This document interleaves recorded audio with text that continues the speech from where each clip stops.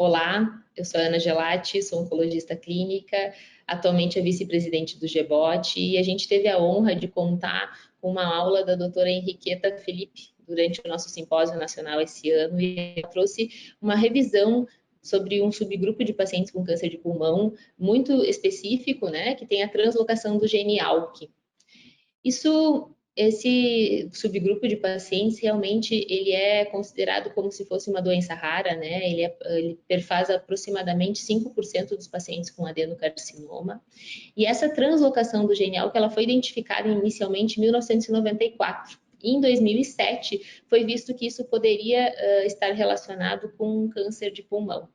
A partir daí, inúmeras drogas foram desenvolvidas, né, tentando fazer com que esses pacientes alcançassem desfechos superiores ao que a gente encontrava com a quimioterapia padrão, né, que era o doublet de platina.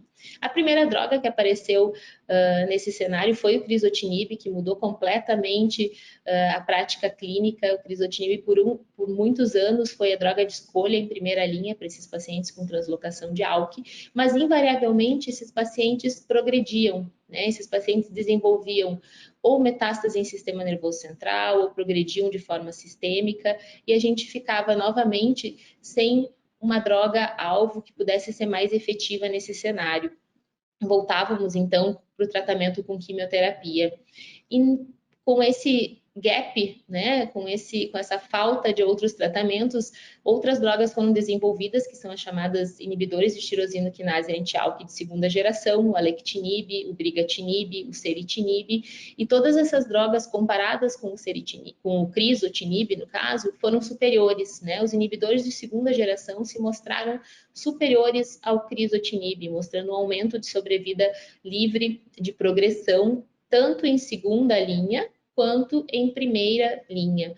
Então, a partir daí, a gente iniciou um tratamento de sequenciamento nessa população. Os pacientes muitas vezes iniciavam o tratamento com crizotinib e após migravam para uma segunda geração ou com brigatinib ou com alectinib. Um dos estudos mais importantes depois do criso, então, do Profile 1014, foi o ALEX. O ALEX foi a primeira comparação head-to-head de crizotinib com alectinib, mostrando a superioridade, então, de uma droga de segunda geração em primeira linha. E nesse mesmo cenário, o estudo ALTA-1 também provou que o brigatinib é superior ao crizotinib em primeira linha para esses pacientes com translocação de ALK.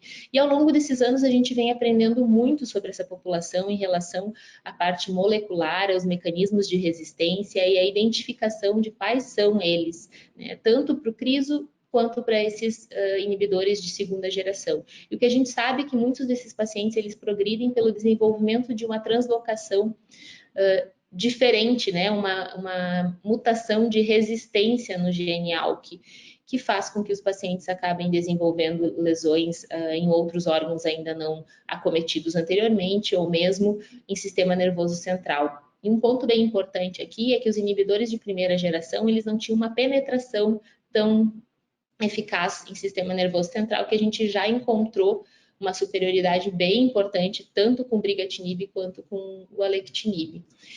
O que se sabe é que esses mecanismos de resistência são um pouco diferentes em relação à primeira e à segunda geração. A segunda geração dos inibidores anti-ALK tem aproximadamente 20 a 30% de uma mutação de resistência chamada G1202C.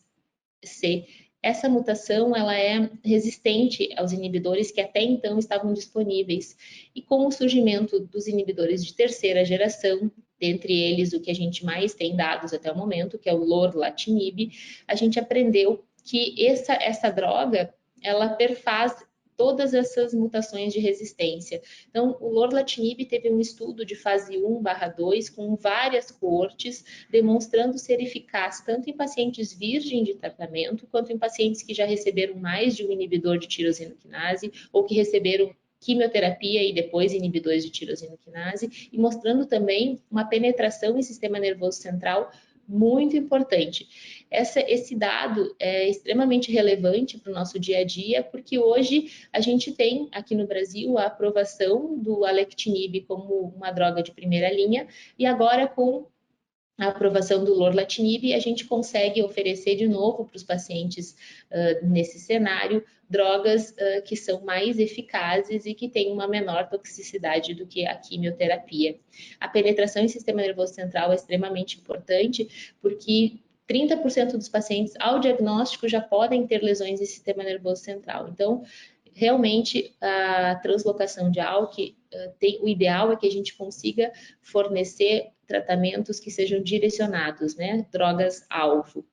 Esses foram os assuntos que a doutora Henriqueta nos trouxe, né, nessa aula que foi tão bem discutida, e a gente, no dia a dia, vai enfrentar agora alguns questionamentos, né, sobre qual vai ser a droga que a gente vai indicar para os nossos pacientes como primeira opção, como que vai ser esse sequenciamento de tratamento, e talvez muito em breve a gente possa lançar mão de biópsias também para os pacientes e de novos sequenciamentos para que a gente possa identificar quais são esses mecanismos de resistência e a partir daí talvez poder fazer uma escolha adequada dos próximos tratamentos. Então, resumidamente, a gente fica muito entusiasmado, né, com o desenvolvimento de tantas moléculas novas e sabendo que hoje esses pacientes têm uma sobrevida global mediana de mais de 4, 5 anos e que a gente tem uma infinidade realmente de moléculas para oferecer, melhorando qualidade de vida e sobrevida global.